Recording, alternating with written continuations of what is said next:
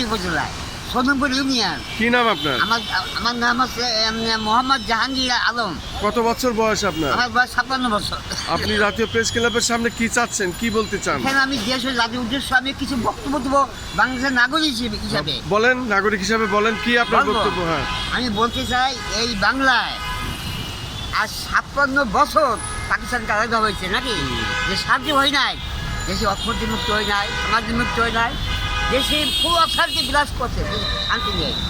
এখন এই দেশে আমি সশস্ত্র বাহিনী, আমার বাংলাদেশ সশস্ত্র বাহিনীর উদ্দেশ্যে ওনাদের দৃষ্টি আকর্ষণ করে আমি কিছু বক্তব্য দেবো, সশস্ত্র বাহিনীর উদ্দেশ্যে দেবো। বলেন।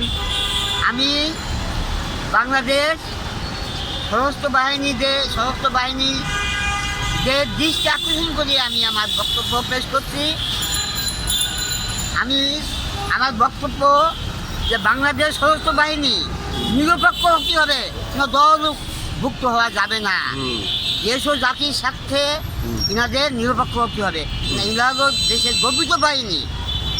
হ্যাঁ, আচ্ছা, এখন ইনরা আমাদের করতে পারবে না, বিএনপি করতে পারবে না, জাতীয় পার্টি করতে পারবে না, জামাত করতে পারবে না। দেশ ও জাতির স্বার্থে ইনাদেরকে নিরপেক্ষ হতে হবে। সেনাবাহিনী, নৌবাহিনী, এনাদেরকে নিরপেক্ষ হতে হবে, এটা বক্তব্য। তারপর এই বাংলায় শান্তির জন্য একটা নিরপেক্ষ সরকারের দরকার, যে স্বাধীনতা পক্ষ নয়, স্বাধীনতা বিরোধী পক্ষ নয়, এবং নিরপেক্ষ সরকার এই দেশে অবশ্যই দরকার। ঠিক আছে, আপনাকে অনেক অনেক ধন্যবাদ। তাছাড়া এই বাংলায় শান্তি আশা করা যায় না আমার মনে হয়। আচ্ছা, দেশের অর্থনৈতিক অবস্থা ভয়ঙ্কর খারাপ, সামাজিক অবস্থা ভয়ঙ্কর খারাপ।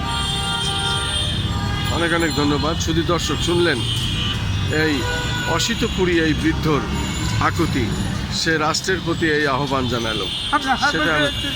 দেশের জাতির উদ্দেশ্যে আমি বাংলাদেশের নাগরিক হিসেবে